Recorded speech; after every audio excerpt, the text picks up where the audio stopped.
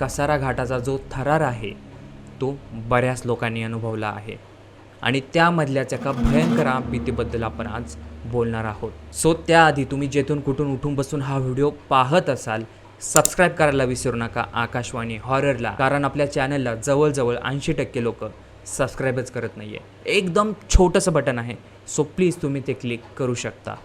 आणि आता त्यावरती तुम्ही क्लिक केलं आहे तर जाऊयात पुन्हा एकदा कसारा घाटामध्ये.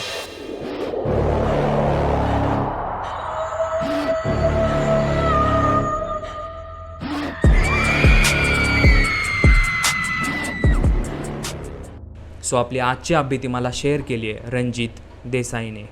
तर रणजित हा मूळचा मुंबईमधून बिलॉंग करायचा, त्यामुळे तो तिथेच काम करायचा. ही गोष्ट आहे 2011-12 सालची. तेव्हा अचानकपणे त्याला नाशिकला एक काम निघालं. काम होतं का कुठलं तरी फंक्शन होतं, आय डोंट नो.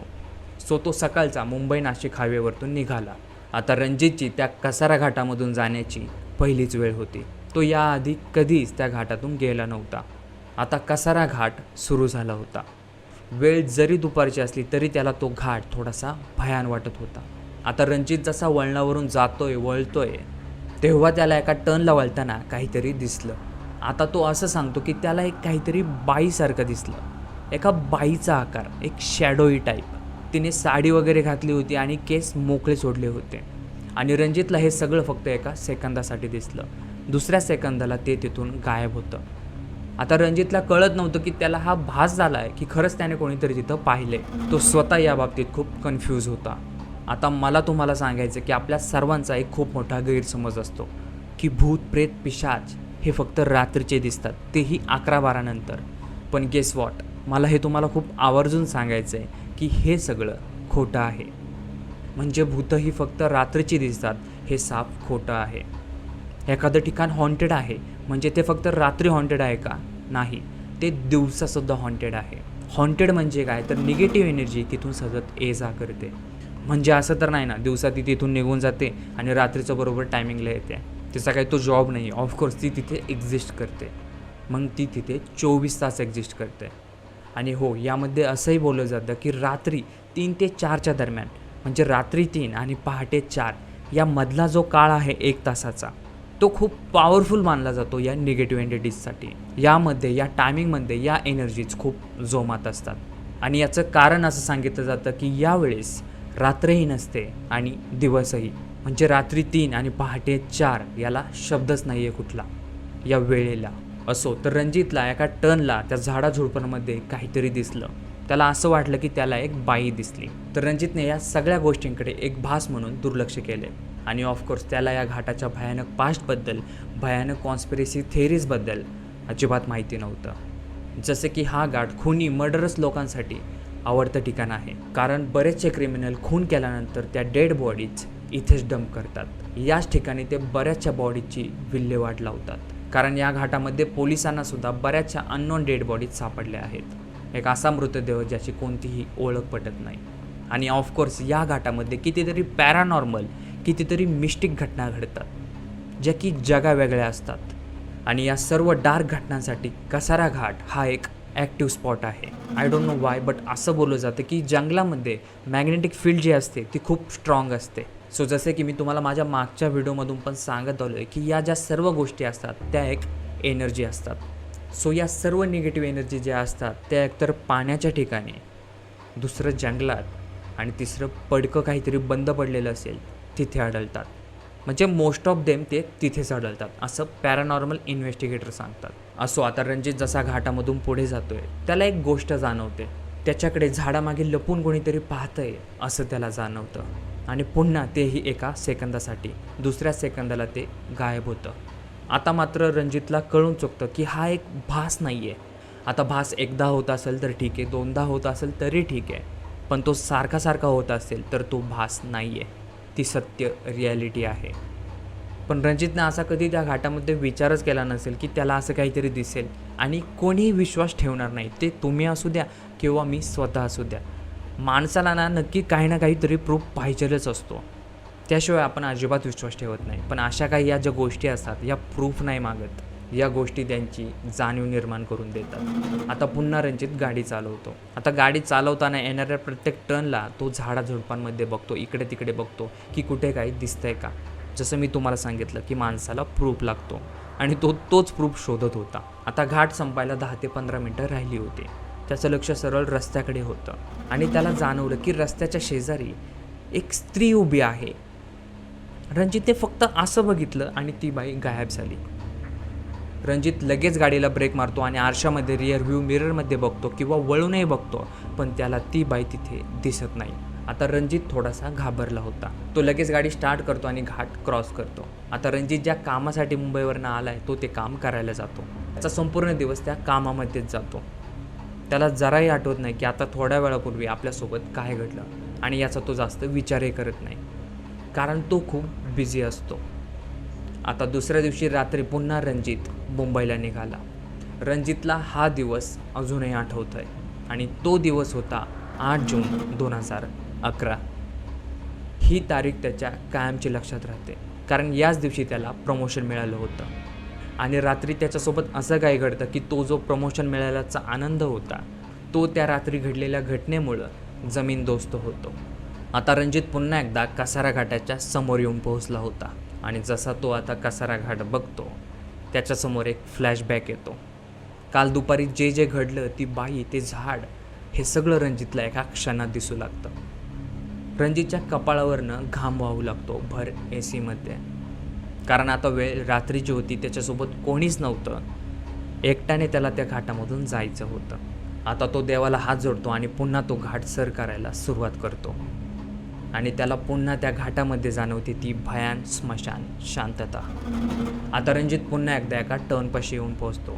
तिथे आल्यानंतर त्याच्या गाडीतला रेडिओ अचानकपणे चालू होतो आणि त्या रेडिओमधनं आता वेगवेगळे आवाज येऊ लागतात. म्हणजे त्या आवाजामध्ये बऱ्याचशा मुंग्या ऐकू येत आहेत आणि एक वेगळंच काहीतरी बडबड ऐकू येते. आणि जसं की मी तुम्हाला याआधीही माझ्या व्हिडिओमध्ये बऱ्याचदा सांगितलं आहे की या सर्व एनर्जीची एक फ्रिक्वेन्सी असते. मंदिरामध्ये गेल्यानंतर तुम्हाला पॉझिटिव्ह फ्रिक्वेन्सी ऐकू येते आणि स्मशानात गेल्यावरती निगेटिव्ह.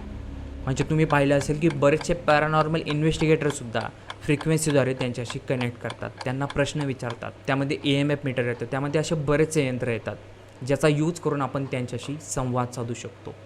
आणि आता याबाबत जर तुम्हाला आणखी माहिती घ्यायची असेल तर तुम्ही व्हाईट नॉईज हा मूव्ही पाहू शकता.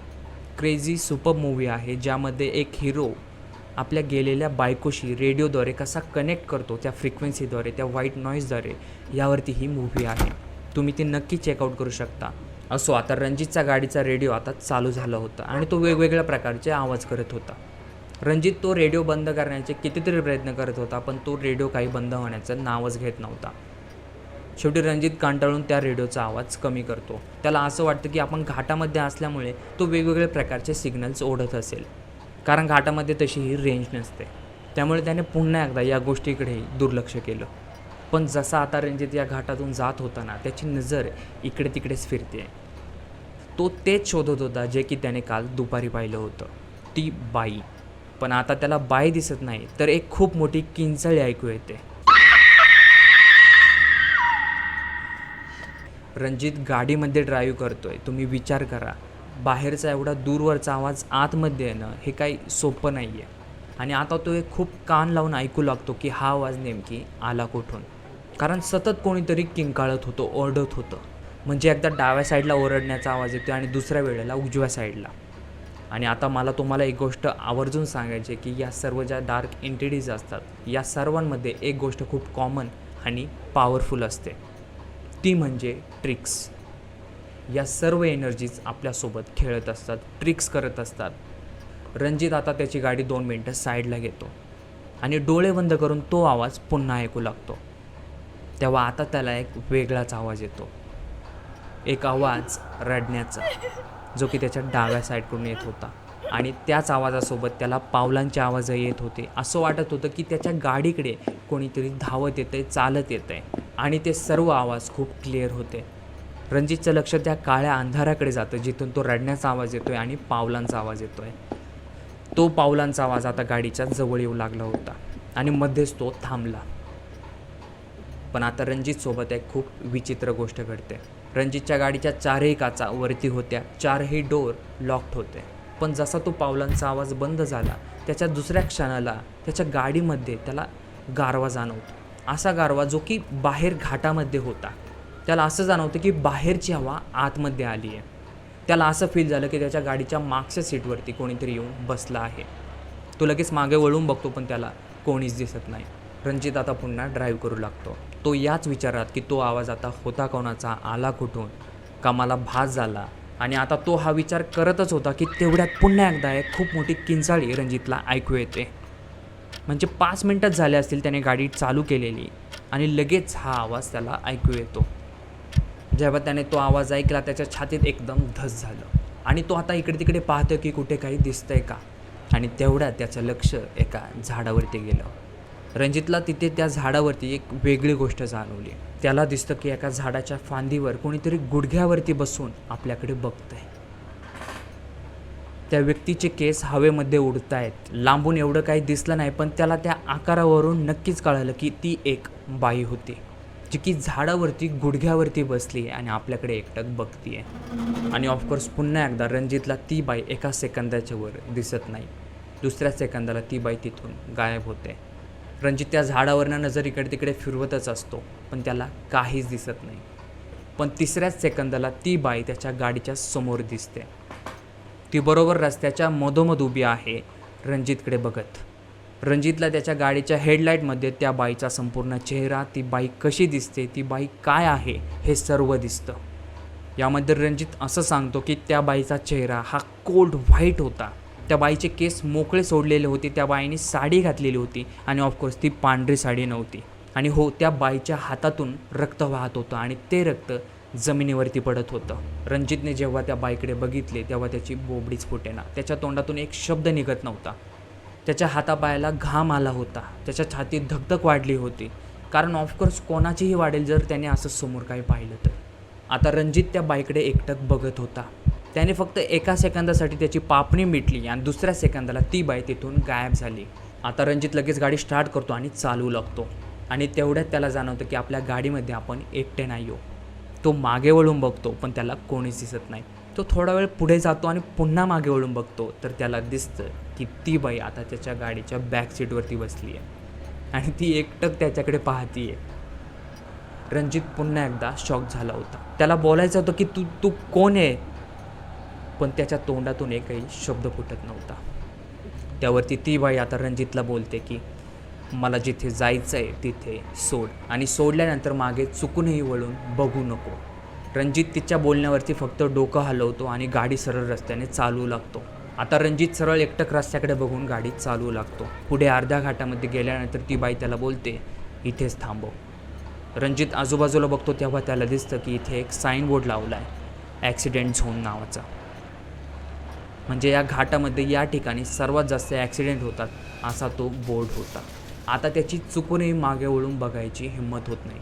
त्याला फक्त एक आवाज येतो गाडीचा दरवाजा बंद झाल्याचा. रणजित लगेच त्या गाडीचा पहिला गेअर टाकतो. फुल रेस करून त्या घाटामधून निघून जातो. रणजितला खूप इच्छा होती की रिअर व्ह्यू मिररमध्ये एकदा बघावं, पण त्या बाईने सांगितलं होतं की चुकूनही मागे वळून बघू नकोस. घाट क्रॉस केल्यानंतर पुन्हा रणजित मुंबईला येतो. 2 दिवस कडक आजारी पडतो. इतका तापाने फणफणतो की काय सांगावं. तिसऱ्या दिवशी त्याला कुठे बरं वाटतं, कारण त्याच्यासोबत झालंच असं होतं. ही घटना जर कोणाही सोबत घडली असती तरीसुद्धा तो आजारीच पडला असता. आता या व्हिडिओबद्दल माझे फायनल थॉट्स असे आहेत की मी मागच्या व्हिडिओमध्ये म्हणजे मागचा जो माझा कसारा घाटाचा व्हिडिओ होता त्यामध्ये ज्या मुंडकं नसलेल्या बाईबद्दल मी बोललो होतो ती ही बाई नाही आहे, ही दुसरीच कोणीतरी आहे. कारण ऑफकोर्स या घाटामध्ये काही कमी लोकांचा मृत्यू नाही झाला. इथे कितीतरी असंख्य डार्क एंटिटीज असणार आहेत.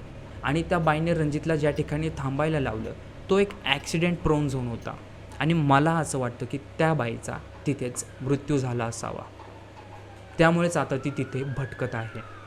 आणि आता या कासार घाटाबद्दल असं बोललं जातं की या घाटात तर ॲक्सिडेंट होतातच, पण काही ॲक्सिडेंट असे होतात की जे कुठे धडकून नाही किंवा कोणाला तरी धडकून नाही तर गाडीवरचं संतुलन बिघडल्यामुळे ते ॲक्सिडेंट होतात. मग नक्की हे गाडीवरचं संतुलन बिघडतं कसं काय?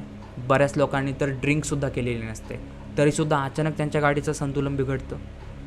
ही एक मिस्ट्रीच आहे, कारण ज्याच्यासोबत घडतं त्यालाच कळतं.